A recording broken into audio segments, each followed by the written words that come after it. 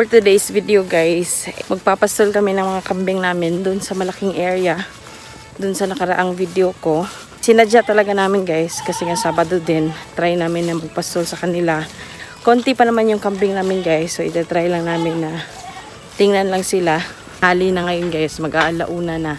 And papalabasin namin sila. Ayan yung mga kambing natin guys oh.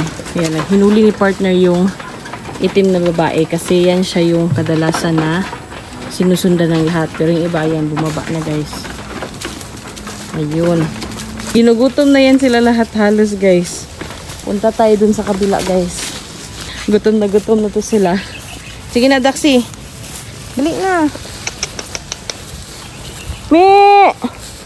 Ito yung hinihila ni partner kasi itong lahat susunod yan sila. Ayun. Sige na, labas. Daxi! Daxi! Me! Lalabas na Daxi. Labas! Me! Hindi na namin tinalian yung iba guys. Sunod lang sila dun sa iba. Hey!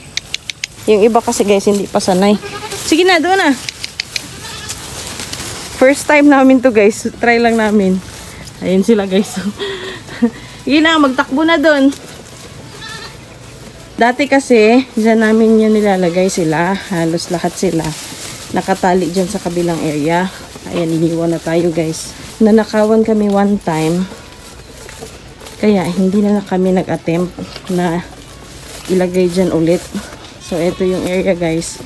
Yan yung mga pinagpapalagian namin ng mga baka natin. Ayan. So, dito lang kami. Titingnan lang namin sila. Yan, tapos yan yung isa. Tapos yung iba si Rambo, tsaka yung ating isang inahin din. Ayan. Time check, 1:03 nang nakadating tayo dito sa area na pagpapastola natin.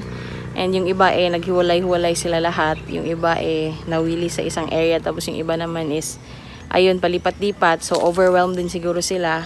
So, 1:03 guys, and update ko kayo in a while kung ano na yung mga itsura nila after 1 hour. Last time kasi guys, yan, dito kami nagpapalagi sa kanila. So, dito namin sila tinatali and nasa gilid ng kalsada.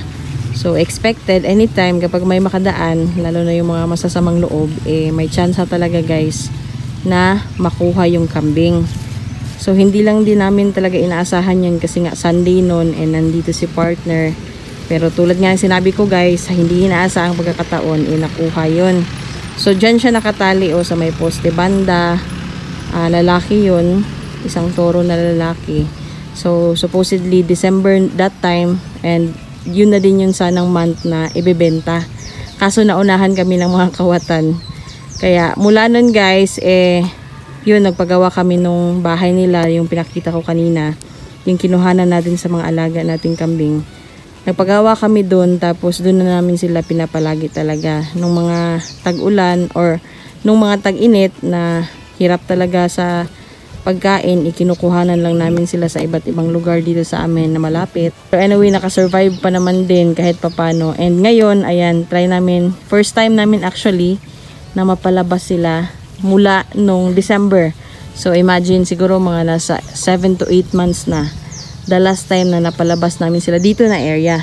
Kasi may area pa naman doon na pinapalagian namin sa kanila pero marami nang bahay doon. Ito lang yung area na medyo malaki na kung saan pwedeng makagala yung ating mga hayop. Ayan guys, oh. So layo-layo na nila. So mayroon kasing isa dyan sa kanila na palagi nilang sinusundan kaya ganyan agad sila kalayo. Imagine guys, oh. Nandito pa yan sila kanina. Dito. Tapos ngayon, real quick. Ayun guys, naghahanap kasi yan sila ng mga matitinik. Yung tawag dyan sa amin is sampinit. So, I believe yun yung hinahanap nila. Kasi nga, overwhelmed din sila na nakawala sila. Kaya ganyan yung kanilang mannerism sa ngayon. Medyo naninibago at the same time, talagang masaya siguro sa feeling nila na nakakagala sila ngayong araw na to. So, umuwi muna ako sa bahay para maglaga ng saging kasi request ni partner. So, maglalaga lang ako ng, so, ayan, 4 lang na saging na hinog. Tapos, ilang mga hilaw rin. Kasi yun yung gusto niya. Tapos, ilagay sa bagoong daw. And the rest niyan, na kinain na rin ng mga alaga naming manok is eto. So, papakain natin yan sa kanila. Total, kinain na rin nila ito. Kaya, atin na mo lang ito ibibigay. Ibigay na lang natin yan, guys. So, mamaya ubos na yan. Kuha lang tayo ng siguro 6. Kasi yun yung sabi niya rin kanina. Ayan, 2. Dito ko nilagay sa loob, guys. Kasi, tsak, kakainin to ng mga manok kapag nasa labas. Tulad nung nangyari kanina. Dun sa iilan. So, ayan. Mag-ano lang tayo ng kahit 6. Ayan. Dali natin to sa aming bahay at ng mga laga natin. Ayan. Tapos, isabay natin yung mga hinog na. Papailalim ko lang yung mga hilaw, guys. Ayan, papasensyahan nyo na yung aming bodega slash naging lutuan na rin. So, magluluto tayo ng 12 at ito na saging. Ay, ba ito? Magkasya ba ito? Ang dami kasi, guys. Or, ang lalaki ng mga saging. Ayan, eto na yung saging natin, guys. Tapos, lagyan lang natin ng tubig. Siyempre, paanda rin natin yung apoy at nang mag-boil or kumulo. Ayan, takpan ko lang yan, guys. And, ayan na. So, ayun, guys. Waiting game lang muna tayo and balik ako later kapag okay na yung ating niluluto.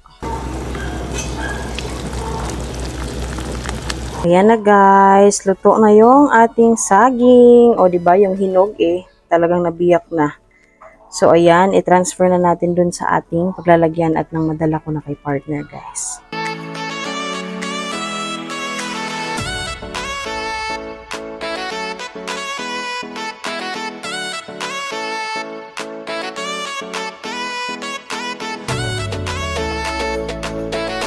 Ayan na, guys. Yung ilaw ito ata yun. Ayan. Tsaka yung nandito sa ilalim. Dala ako ng sako, guys, at nang may pangsapin kami.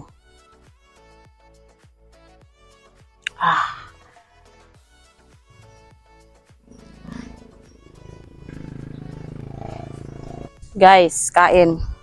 Oh, with matching ginamos. Tilawan ako. Nahinog, guys.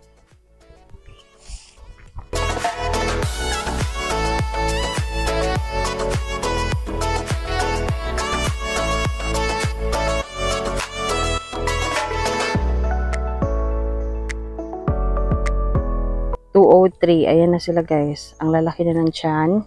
Makukulit na kasi nga busog na rin. Yan yung kinahiligan nila, yung mga damo na may mga matutulis or may mga tinik. Ayan. Dito sila talaga banda sa malayo. So, lipat kami, guys, dito banda sa medyo makapal yung damo. Hinila ko lang yung babae na itim, guys. And agad naman silang sumunod lahat. Etong isa naman na to, guys, is buntis. And malapit na ata itong mga anak by next month siguro. Papalapit na sila talaga dito kasi yung black mama nandito sa gilid. Hindi nila nakita. Kaya sila abante na rin. Ayan o. Diba? Umabante na sila kasi nahanap nila yung kanilang alpha. Magdadalawang oras na and yung iba halos busog na rin. So ang bilis lang talaga, guys, kapag pasto lang. Actually first time namin, guys, pero maganda pala talaga yung result kasi ayan madali lang. 1 to 2 oras lang. Sure ako busog na yan, guys. Lalo na kapag medyo tanghali nyo na sila pinakawalan. Diretso kain yan, guys, kasi nga gutom na gutom na. Come here. Yan. Kain ka? Oops. Hinay. Uy! Nahulog! Time check, it's 3:03. So, 2 hours na, guys, nakalipas and update tayo sa mga tiyan ng ating mga alaga. Bumalik na sila dito banda sa dinaanan natin kanina. Doon kami kumain ng saging, Tapos, dyan yung gate nila. Dyan banda. So, silang lahat is nandito na. Feeling ko anytime nito, gusto nang umuwi ng ilan dito. Kasi ayan yung mga tiyan nila, guys. Ayan. Ang bubusog na. So, feeling ko, naghahanap na lang ito sila ng mga masasarap na pagkain. Kumbaga, pinipili na lang talaga nila kung alin yung mga masasarap. So, ayan na yung mga itsura ng ating kambing, guys. Naghihintay na to na makapasok sa loob naman ng kulungan nila. Ayan, guys, nakauwi na sila and busog na. Time check, guys. Mag-alas 4 pa lang. 3:27. The last time I checked, siguro mga 35 na ngayon and busog na sila. So, more than 2 hours lang. Busog na silang lahat. Yung iba, nagsiuwian na talaga kasi nga nauhaw. Hi, Rambo! Okay, guys. Nagka-uwi na sila lahat. Busog na ka, Rambo? Busog na busog. Malaki ng tiyan.